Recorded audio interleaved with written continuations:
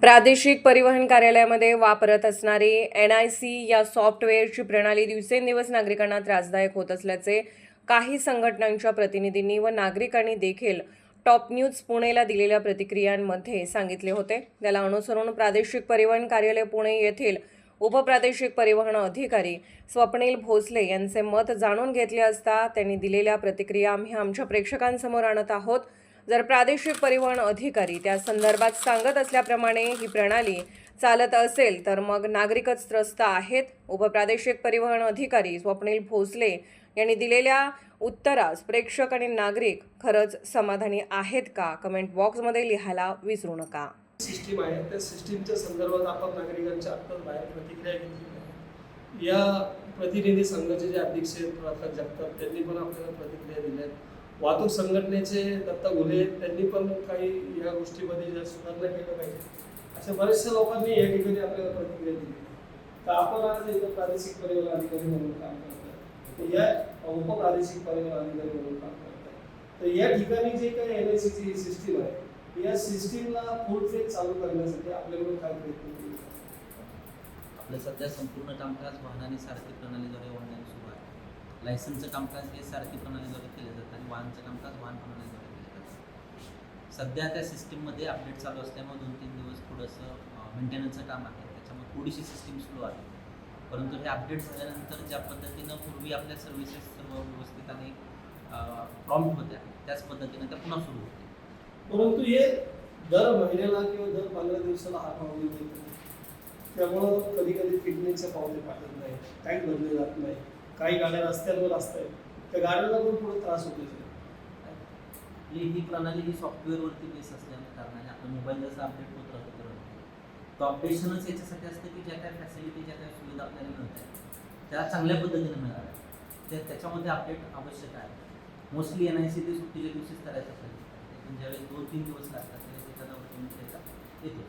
आपण सांगितलेल्या पद्धतीनं ते शक्यतो सुट्टीच्या दिवशीच अपडेट करण्याबाबत आम्ही वरिष्ठ कार्यालयाने नक्की करू. आम्हाला याची कल्पना आहे की आपल्या हातामध्ये काय नाही, आपण फक्त त्यांना मेल करू शकतो. परंतु आम्ही शासनाकडे पण या संदर्भामध्ये कायम वारंवार विचारणा करत असतो की केंद्रातून NICचं सॉफ्टवेअर दिलेलं आहे, ती संस्था पण केंद्रातून चालू आहे. या संदर्भामध्ये आपल्याला मर्यादा आहेत याच्यावर, तरी आम्ही असं समजू की आपण जे काही फॉलोअप्स करताय त्याच्यातून नागरिकांना कुठेतरी सुसह्य होईल.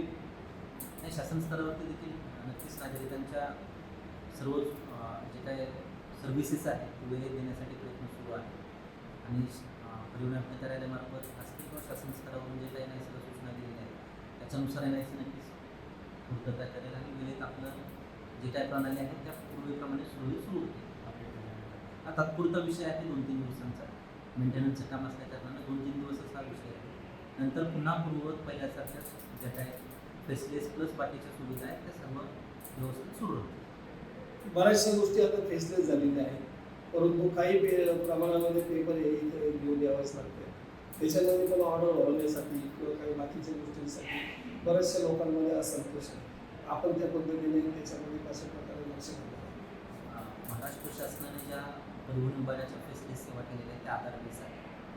आपलं जर आधार कार्डवरचं नाव आणि RC किंवा लायसनवरचं नाव जर पूर्ण मॅच असेल तर आपल्याला त्या फेसलेस सेवा अवेल करता येतात, प्राप्त करता येतात. आपण याच्याबाबत एक मध्यंतरी प्रेस नोट पण दिलेली होती की ज्यांचे कोणाचे नावं त्याप्रमाणे मॅच नसते त्यांनी ती नावं अपडेट करून घ्यावी, म्हणजे तुम्हाला घरी बसल्या शासनाच्या ज्या फेसलेस सुविधा आहेत त्या सुविधांचा लाभ घेता येईल. ज्या फेसलेस सुविधा तुम्ही आधार बेस कराल त्यासाठी तुम्हाला कार्यालयामध्ये येण्याची आवश्यकता नाही आणि सर्व नागरिकांना हेच आव्हान आहे, जास्तीत जास्त नागरिकांनी फेसलेस सुविधेचा लाभ घ्यावा. गेली 10 वर्ष झाले, 2016 पासून NIC हे चालू आहे. 10 वर्ष अपडेशनच चालू आहे. नागरिकांमध्ये या संदर्भामध्ये असंतोष आहे. आपण जी कॅश जी घेतोय ऑनलाईन घेतोय, आता सध्या आपल्या कार्यालयामध्ये आम्ही पाहतोय की इथं कॅशियर कोणी उपलब्ध नाही. तर ज्या वेळेला सिस्टीमला असा प्रॉब्लेम येतो त्यावेळेला इथं कॅश घेण्याची सुविधा आपण चालू करणार आहोत. नाही, तशी काही सुविधा चालू होणार नाही. त्याच्यामुळे कारण का कॅशलेस आणि फेसलेस सुविधा असल्या कारणाने 24/7 ते उपलब्ध असतं. नागरिक घरी बसल्या ज्यावेळेस त्याची इच्छा होईल त्यावेळेस तो पेमेंट किंवा फॉर्म भरू शकतो. ही जी अपडेशनची प्रोसेस आहे ती एकदम शॉर्ट पिरियडसाठी एखादा दिवस असते. तेवढा एक दिवस फक्त थोडासा त्रास होतो नागरिकांना, थोडी फक्त काळजी घ्यायची. नंतर पण अपडेट झाल्यानंतर जे ॲप किंवा जे त्या पोर्टल आपलं आहे ते अत्यंत चांगल्या पद्धतीने काम करतं. तर उपप्रादेशिक परिवहन अधिकारी स्वप्नीलजी भोसले यांनी आपल्याला सांगितलेलं आहे. तर पाहूया याच्यामध्ये काय सुधारणा होते. गेली 10 वर्ष झाली आपण सुधारणा तर काही दिसून येत नाहीये. आता त्यांच्याकडे आपण आलेलो आहोत, त्यांनी आपल्याला आश्वासन पण दिलेलं आहे की काही काळापुरतं ते अडचण येतील, ती अडचण कायमस्वरूपी नष्ट व्हावी अशी सगळ्या नागरिकांची इच्छा आहे. तर ती इच्छा लवकरच पूर्ण होईल अशी आम्ही अपेक्षा धरावी का? नक्कीच आपण आता एक जो मुद्दा सांगितला की 2016 पासून ते आत्तापर्यंत काही फरक दिसला नाही, तर ते मी त्या मताशी सहमत नाही. कारण आज रोजी तुम्ही स्पेशल परमिट असेल किंवा कितीतरी डॉक्युमेंट्स आहेत ते इथे बसले आहेत कार्यालयामध्ये न येता देखील आपण अप्लाय पण करू शकता, फीस पण भरू शकता आणि ते डॉक्युमेंट्स प्राप्त पण करू शकता. असे कितीतरी लर्निंग लायसन्स पण आहे. हा ठीक आहे, थोड्याफार अडचणी असतील पण ते आम्ही अपडेशनवर आलो. जे बंद असते ना त्या संदर्भामध्ये अपडेशनची प्रोसिजर ही चिरकाल चालणारी आहे. सॉफ्टवेअर म्हणजे की त्याच्यामध्ये अपडेट आलं तर ते अपडेट हे ती प्रणाली अजून स्मूथ व्हावी, चांगली व्हावी ह्याच्यासाठीच असते. त्याच्यामुळे कधीतरी 2-3 महिन्यातून ज्यावेळेस अपडेट असते त्यावेळेस थोडंसं ती शनिवार मध्ये करावी अशी ते आमची आपण डेफिनेटली विनंती करूया त्यांना. नागरिकांनी पण थोडं सहकार्य करावं अशी अपेक्षा आहे. धन्यवाद. हे होते उपप्रादेशिक परिवहन अधिकारी स्वप्नील भोसले. त्यांनी आपल्याला आता आश्वासन दिलेलं आहे. पाहूया आता काय अपडेशनमध्ये काय सुधारणा होतात. टॉप न्यूज पुणेसाठी कैलास काय. अशाच नवनवीन बातम्या व घडामोडी पाहण्यासाठी आमच्या चॅनलला लाईक, शेअर व सबस्क्राईब करा. Top news Pune.